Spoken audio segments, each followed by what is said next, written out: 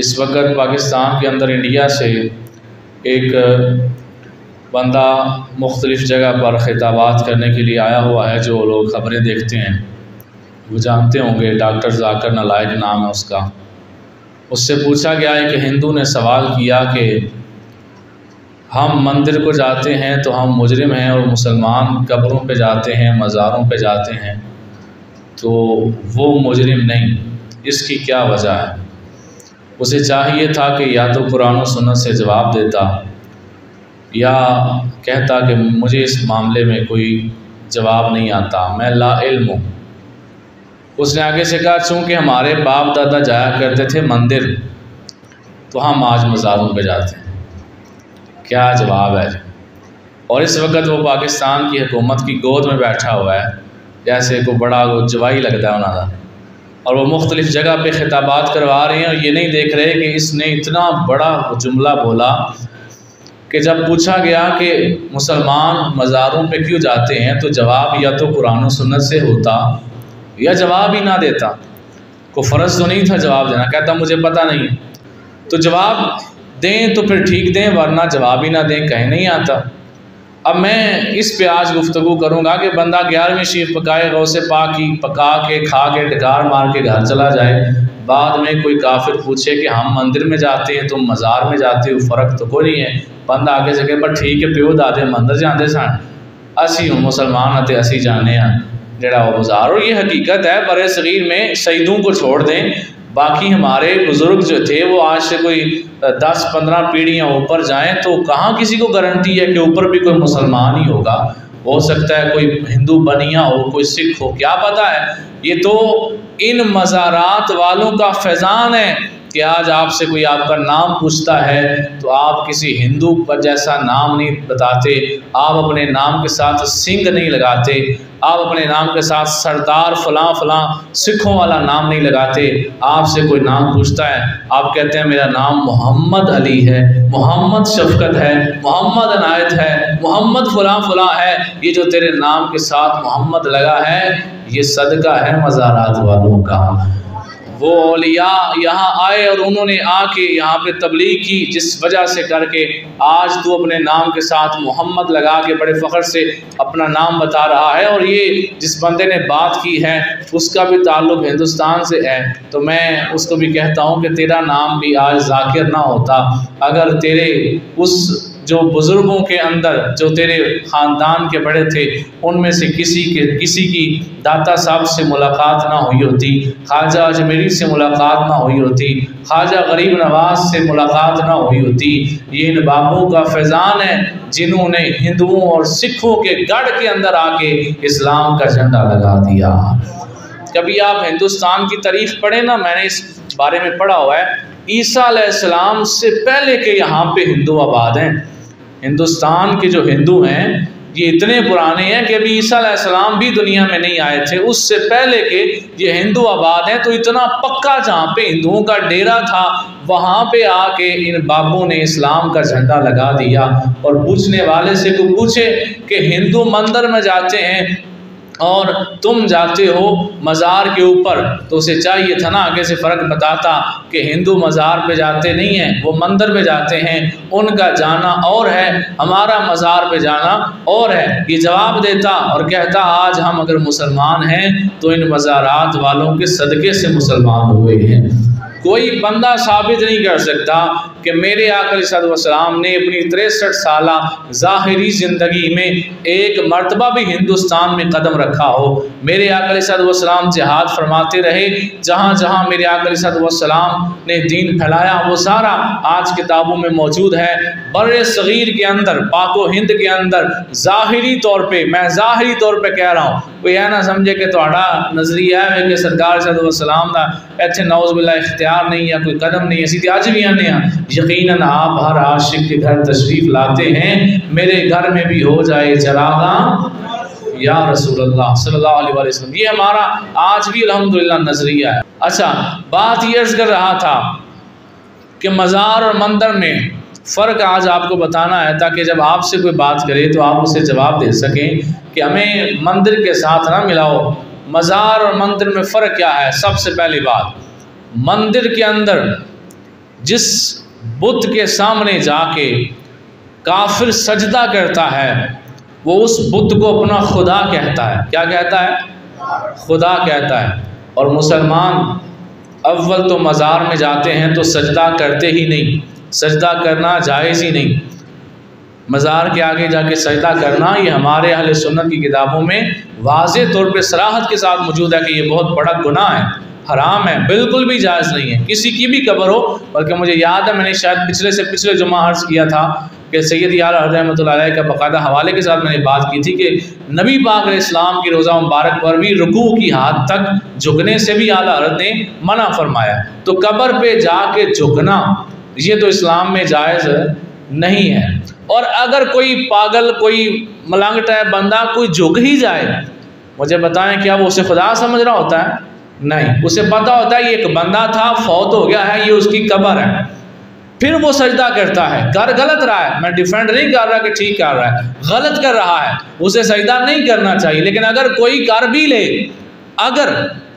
لے تو وہ اسے خدا سمجھ کے سجدہ نہیں کر رہا ہوتا۔ تو لہٰذا مزار پہ سجدہ اور ہے، مندر پہ سجدہ اور ہے۔ جب سجدے میں سیدھا فرق نکل آیا ہے، پھر پیچھے اور باقی چیزیں تو بڑی دور رہ گئی کہ جب مزار پہ کیا جانے والا سجدہ اگرچہ شریعت میں حرام ہے، اور یہ بھی یاد رکھ لیں حرام ہے، شرک نہیں ہے، کفر نہیں ہے۔ اگر آپ اسے کفر کہیں گے تو کفر ہونے کے لیے اس سجدہ کرنے والے کی پہلے نیت پوچھی جائے گی۔ اگر وہ یہ کہہ رہا ہے کہ میں اسے خدا سمجھتا ہوں اس لیے سجدہ کر رہا ہوں، پھر شرک ہوگا۔ اور کوئی بھی عقل کا اتنا اندھا نہیں ہوتا کہ اسے خدا سمجھ رہا ہو، اسے پتہ ہوتا ہے یہ ایک انسان تھا، اللہ کا برگزیدہ بندہ تھا، یہ فوت ہو گیا، آج اس کی قبر کے اوپر جو ہے وہ مزار بن گیا۔ اب اسی پر میں تھوڑی دیر کے بعد آتا ہوں کہ جو مزار بنایا جاتا ہے اس کا جو طریقہ کار ہے یہ بھی اسلام کے خلاف نہیں ہے۔ ابھی جو بات کر رہا تھا اس کے اوپر توجہ فرمائیں۔ اگر کوئی مندر میں جا کے سجدہ کرتا ہے تو وہ اسے خدا سمجھ کے سجدہ کر رہا ہے۔ اگر کوئی قبر پہ جاتا ہے اول تو اسے سجدہ کرنا نہیں چاہیے، اگر کر لے تو وہ اسے خدا سمجھ کے سجدہ نہیں کر رہا، وہ اسے خدا کا بندہ ہی سمجھ رہا ہے، لیکن ان پڑھ اتنا ہے، جاہل اتنا ہے کہ اسے پتہ نہیں ہے کہ سجدہ نہیں کرنا چاہیے، اور وہ سجدہ اپنی طرف سے عزت کے طور پہ، پروٹوکول کے طور پہ اپنے سے اچھا سمجھتے ہوئے وہ سجدہ کر رہا ہے، جو کہ جائز نہیں ہے۔ دوسرا فرق کیا ہے کہ مندر کے اوپر ہر وقت اللہ کی لعنتیں برس رہی ہوتی ہیں۔ کیوں؟ کیونکہ اللہ فرماتا ہے ان الشرک لظلم عظیم، بے شک شرک بہت بڑا ظلم ہے، شرک بہت بڑا ظلم ہے۔ اور کسی جگہ پہ اگر شراب خانہ ہو وہاں پہ بھی اللہ کی لعنتیں پڑتی ہیں، اگر زنا خانہ ہو وہاں بھی پڑتی ہیں، لیکن جتنی لعنتیں شرک گاہ پہ پڑتی ہیں، جہاں شرک ہو رہا ہو وہ زنا کے اڈے سے زیادہ لعنتیں ہیں، شراب والی جگہ سے زیادہ لعنتیں وہاں پڑ رہی ہوتی ہیں جہاں پہ شرک ہو رہا ہوتا ہے۔ اس واسطے کہ اللہ نے قرآن میں یہ نہیں فرمایا کہ بے شک شراب سب سے بڑا ظلم ہے، اللہ نے کہا شرک سب سے بڑا ظلم ہے۔ سب سے بڑا جرم کیا ہے؟ شرک کرنا۔ تو احباب ذی وقار، جس وقت اس جگہ جہاں پہ مندر میں جا کے سجدہ کیا جائے گا وہاں پہ اللہ کی لعنتیں برسیں گی، لیکن آئیں ذرا مزار کا بتائیں، سنیں ذرا۔ اللہ کا قرآن کہتا ہے فلا اقسم بمواقع النجوم، مجھے قسم ہے اس جگہ کی جہاں پہ ستارے ڈوبتے ہیں۔ مفسرین کرام اس آیت کی تشریح میں فرماتے ہیں کہ یہ جو اللہ نے فرمایا نا کہ مجھے اس جگہ کی قسم ہے جہاں پہ ستارے ڈوبتے ہیں، اس سے مراد وہ زمین کے ٹکڑے ہیں جہاں اللہ کے یار دفن ہو جایا کرتے ہیں، جہاں اللہ کے ولی کا مزار بنتا ہے وہاں اللہ کی رحمتیں برستی ہیں۔ اللہ جگہ کی قسم اٹھا رہا ہے۔ اور اگر کسی کو بات سمجھ نہ آئی ہو، مزید تھوڑا سا بات کو کھولتے ہیں۔ حضرت ورقہ بن نوفل رضی اللہ تعالی عنہ المستدرک للحاکم کے اندر یہ حدیث پاک موجود ہے۔ بعض لوگ کہتے ہیں حضرت ورقہ بن نوفل نے اسلام قبول نہیں کیا، پہلے دنیا سے چلے گئے۔ حضرت ورقہ بن نوفل المستدرک کی حدیث پاک ہے، میرے آقا فرماتے ہیں حضرت ورقہ بن نوفل کو گالی نہ دو، انہیں برا بھلا نہ کہو، اس لیے سرکار فرماتے ہیں میں نے اس کے لیے یا ایک جنت دیکھی تھی یا دو جنتیں میں نے اس کے لیے دیکھی ہیں۔ جس کو اللہ ایک جنت دے یا دو مقام دے جنت کے، سرکار نے فرمایا میں نے دیکھے تھے، उस बंदे के लिए ये अल्फाज इस्तेमाल करेगा कि उनका इस्लाम लाना साबित नहीं है, सरकार जन्नती होना उस बंदे का कन्फर्म कर रहे हैं। वो वरक़ा बिन नौफल गुजर रहे हैं, उमैया बिन खल्फ जुल्म कर रहा है हज़रत सैयदना बिलाल हबशी रज़ियल्लाहु तआला अन्हु के ऊपर। आप उस वक़्त इतने बूढ़े हो चुके थे कि हाथ से रोक नहीं सकते थे। वो गुलाम जो हज़रत बिलाल पे जुल्म कर रहे थे, आप रोक नहीं सकते थे। आपने क्या कहा? आपने फरमाया छोड़ दो बिलाल को, और अगर तुमने ना छोड़ा, अगर तुमने बिलाल को शहीद कर दिया, लअत्तखिज़न्नहु हिनाना, मैं इसकी कब्र को मज़ार बनाऊंगा, मैं इसकी कब्र को बरकतगाह बनाऊंगा।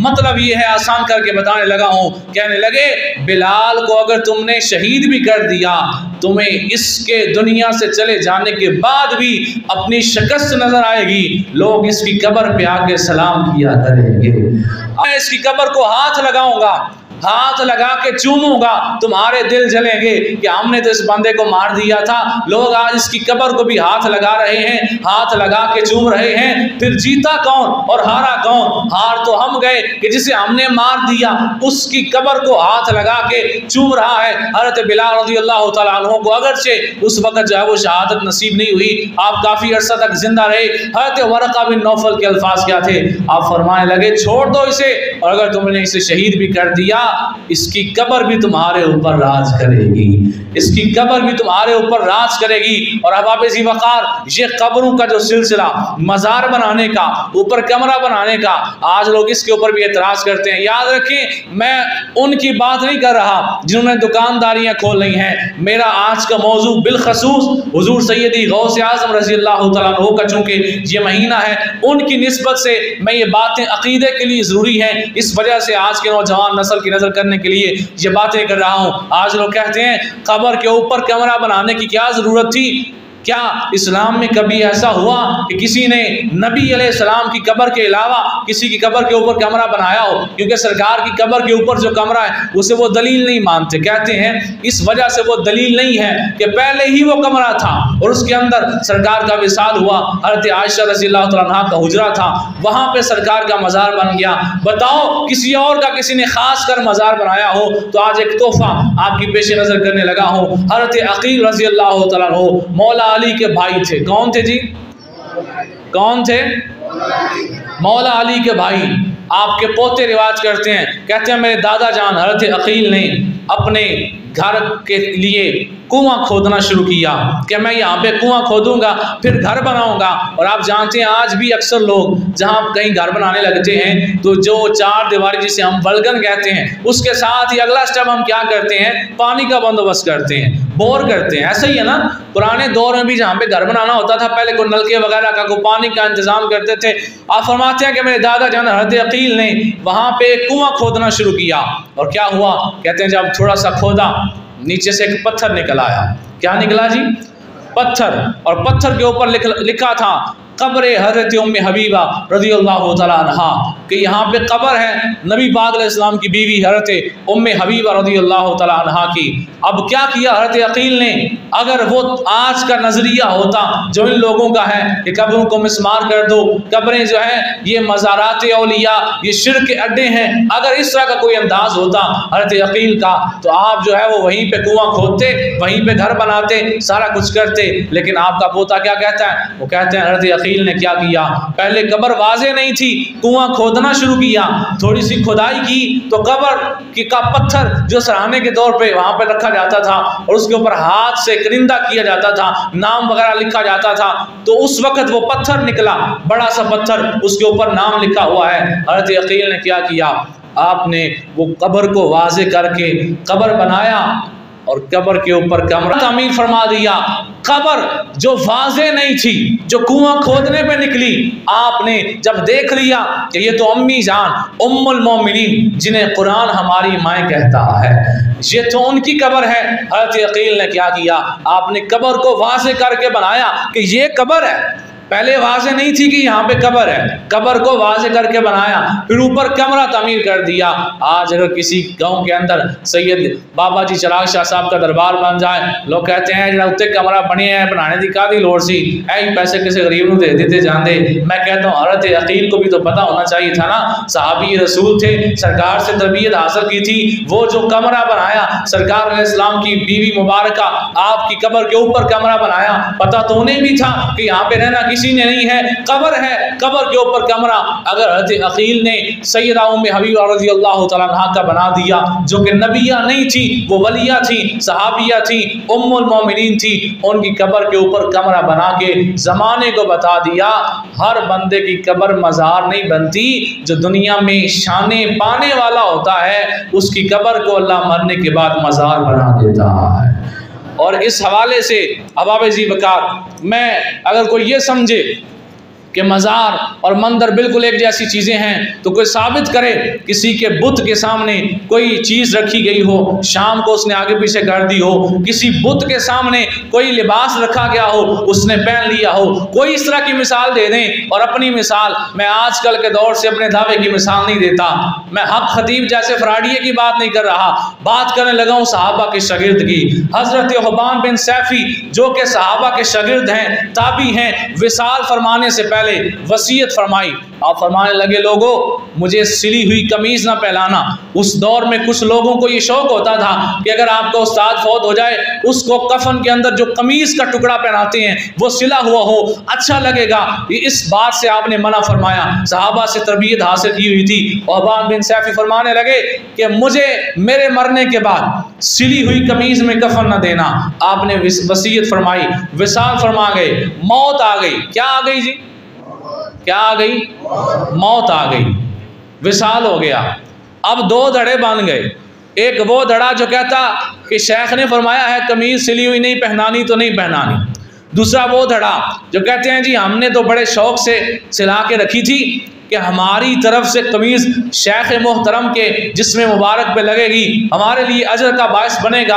ان کی ایک اپنی عقیدت تھی، ان کی اپنی عقیدت تھی، وہ کہتے تھے شیخ نے منع فرمایا ہے سلی ہوئی قمیض کا کفن نہیں دینا، دوسرے کہتے تھے ہم نے جو ہے وہ ایک اگلے جہان کی نیکی کے طور پہ ہم نے یہ کام کیا ہوا ہے، سلا کے رکھی ہے، ہم نے پہنانی ہے۔ ہوا کیا کہ وہ پہنانے والے غالب آ گئے، قمیض پہنا دی گئی، غسل کے بعد قمیض پہنائی، جنازہ ہو گیا، دفن کر کے واپس گھر آئے۔ کتاب الثقات کے اندر یہ بات موجود ہے، جس کمرے میں حضرت وہبان بن سیفی وہ تابعی صحابہ کا شاگرد جس کمرے میں آپ عبادت کیا کرتے تھے، کہتے ہیں جا کے دروازہ کھولا، سامنے وہی قمیض لٹکی ہوئی نظر آ رہی تھی، وہ قمیض جو ان کے جسم مبارک پہ ڈال کے دفن کر دیا گیا۔ آج لوگ کہتے ہیں اپنے ہاتھوں سے دفناتے ہو، جا کے قبر میں ڈال دیتے ہو، پھر کھڑے ہو کے کہتے ہیں یا اللہ ایدے صدقے فلانی شاید ایسڑ، ایدے صدقے فلانی شاید ایسڑ۔ تمہیں نظر نہیں آتا وہ مر گیا، اسے دہلایا تم نے، دفنایا تم نے، جنازہ تم نے پڑھا، قبر میں خود وہ لیٹ نہیں سکا، قبر میں پہنچا تم نے حاجت روا مان لیا، اس کے صدقے دعائیں مانگنا شروع کر دی۔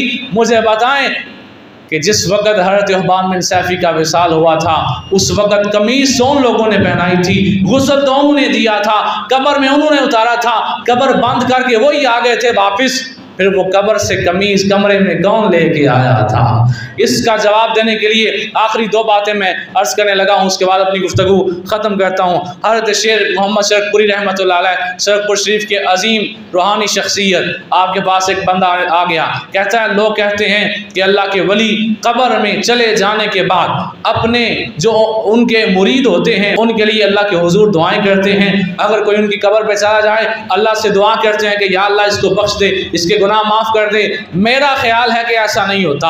آپ نے فرمایا چلو تم اس طرح کرو، اگر تمہارا دعویٰ ہے وہ مجھے کھل کے بتاؤ۔ اس نے کہا جی دعویٰ نہیں ہے کہ جدو مر گیا نا تو پھر وہ دوبارہ کسی التحان نہیں کر سکتا، وہ تصرف نہیں کر سکتا، کسی دی گل نہیں سن سکتا، وہ انج نہیں کر سکتا، وہ دوبارہ کسی پاسے وہ آ جا نہیں سکتا۔ یعنی جسم تو ظاہر ہے ہمارا بھی نظریہ کہ جسم قبر میں ہوتا ہے، بات ہوتی ہے روح کی۔ اللہ کے جو اولیاء ہوتے ہیں وہ قبروں میں زندہ ہوتے ہیں، جب شہید زندہ ہے تو اولیاء کی تو کئی درجے فضیلت ہے، जो है वो शहीदों के ऊपर, उसने ये अपना दावा दिया। जब उसने बात मुकम्मल कर लिया, आपने फरमाया चलो इस तरह करो, जब मैं मर गया ना तो मेरे जनाजे के अंदर पहली सफ में जो बंदा दाईं साइड पे खड़ा होगा जाके उससे ये सवाल पूछ लेना। उसने कहा ठीक है। आपका विसाल हुआ, अब वो आया आपका जनाजा पढ़ने के लिए, दूसरी सफ में खड़ा हो गया कि पहली सफ का सबसे दाएं साइड वाला बंदा जो होगा मैं उससे बात करूंगा। वो खड़ा रहा और आधा ध्यान उसका उस बंदे की साइड तरफ है, आधा ध्यान उसका जनाजे की तरफ है। जो ही जनाजा मुकम्मल हुआ, दुआ शुरू हो गई और उसके बाद जब लोग चेहरे की ज़ियारत के लिए जाने लगे, अब वो आम बंदा तो था नहीं, इतने बड़े वली का जनाजा था, लोग जाके ज़ियारत करने लगे। वो बंदा जिससे इसने सवाल करना था उसका जो है वो इसने चेहरा तक नहीं देखा। वो सरकार हज़रत शेर रब्बानी की ज़ियारत करने भी नहीं आया, वो पलट गया, एक साइड पे निकल गया। अब ये उसे ढूंढने लगा, फिर इसने कपड़ों से पहचाना कि वो बंदा है। ये उसके पीछे चलता रहा, यानी उसके पीछे पीछे जा रहा है। वो सारा जो जनाजा गाह है उससे बाहर निकल गया, आबादी से बाहर निकल गया, जाके उस जगह पे जाके उसको पकड़ा जहाँ पे बिल्कुल वो बंदा अकेला और ये भी अकेला। जाके भाग के उसे कहता है मेरी बात सुनो, हज़रत शेर रब्बानी ने मुझसे वादा किया था, मेरा एक सवाल था, उन्होंने कहा था कि मेरे जनाजे में जो सबसे दाएं साइड पे बंदा पहली सफ में खड़ा होगा वो तेरे सवाल का जवाब देगा। तो उसने जाकर कहा मेरा सवाल का जवाब तो दो। जब वो पलट कर उसकी तरफ देखते हैं, ये सवाल करने की जुर्रत ही नहीं रखता, बेहोश होकर ज़मीन पे गिर पड़ता है, इस वजह से कि जब उस बंदे ने पलट के देखा तो चेहरा शेर रब्बानी का था, जनाजा भी उनका, वो पढ़ने वाला बंदा भी वही। उसने जब देखा जनाजा भी इनका है और इस बंदे के पीछे मैं भाग रहा हूँ वो भी चेहरा शेर रब्बानी का है, बेहोश होकर गिर पड़ा। और जब दोबारा होश में आया तो कहने लगा मैं मानता हूँ अगर शेर रब्बानी जैसे औलिया दोबारा हमें नजर आ सकते हैं, हमसे मुलाकात कर सकते हैं, तो गौसे आजम की तो शान ही बराबर बरा है, जो औलिया हैं उनकी शान ही बराबर बरा है। इस वास्ते अबाब ज़ी वक़ार मैं आखिरी बात करके अपनी गुफ्तगू ख़त्म कर रहा हूँ। आज जब हम कब्र पे जाके दुआ करते हैं कि या अल्लाह ऐसे सदके साड़ा काम हो जाए, लोग कहते हैं ए जो सदके वाली गल है ए करने की लोड़ है, सीधा अल्लाह को मंगो, अल्लाह ऊँच नहीं सुनता। सरकार सल्लल्लाहु अलैहि वसल्लम की मिशकात शरीफ के हदीस मुबारक है, आपकी चची हज़रत फ़ातिमा बिन्त असद मौला अली की वालिदा का विसाल हुआ, सरकार इस्लाम ने अपनी मुबारक कमीज़ कफन के तौर पे दी, उनको दफनाया, खुद दफनाया। दफनाने से पहले कब्र में लेट गए और कब्र में लेट के इस वजह से लेटे कि ये कब्र जन्नत का गहवारा बन जाए, रब की रहमतों का मस्दर बन जाए। सरकार इस्लाम कब्र में खुद लेटे, फिर बाहर निकले, अपनी चची को दफनाया, हाथ उठा लिए दुआ के लिए। मेरे हुजूर फरमाने लगे या अल्लाह मेरी माँ के बाद ये मेरी माँ थी, मौला अली की वालिदा, मेरी माँ के बाद ये मेरी माँ थी, या अल्लाह मेरी इस माँ को मेरे सदके बख्श दे। अब कोई कह सकता है कि सरकार तो जिंदा थे ज़ाहिरी तौर पे, तो ज़िंदगी में किसी का सदका दे के अल्लाह से दुआ मांगना कोई बड़ी बात नहीं। आप तो मरे हुए की कब्र पे जा कहते हैं या अल्लाह दे सदके दे सड़, ए गलत है। अब सरकार ने आगे क्या फरमाया, हुजूर फरमाने लगे या अल्लाह मेरे सदके बख्श दे, मुझसे पहले जितने तेरे नबी हो गुजरे हैं उन सब के सदके मेरी माँ को बख्श दे।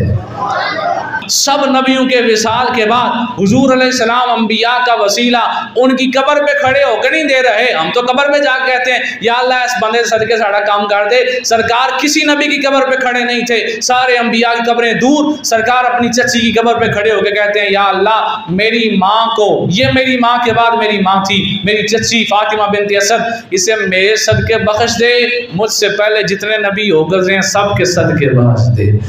तो इस वास्ते ये जितनी बातें मैंने आज आपके सामने की हैं, मज़ार के ऊपर जाना, मज़ार बनाना, मज़ार के ऊपर कमरा बनाना और बाकी जो उनकी कब्र पे खड़े होके दुआ करना, ये जितनी बातें मैंने आपके सामने आज बयान की हैं सारी मैंने अहादीस मुबारका से आपके सामने मैंने अर्ज़ की हैं। अल्लाह ताला की बारगाह में दुआ है अल्लाह ताला हमें अल्लाह के औलिया से सच्ची मोहब्बत करने की तौफीक अता फरमाए।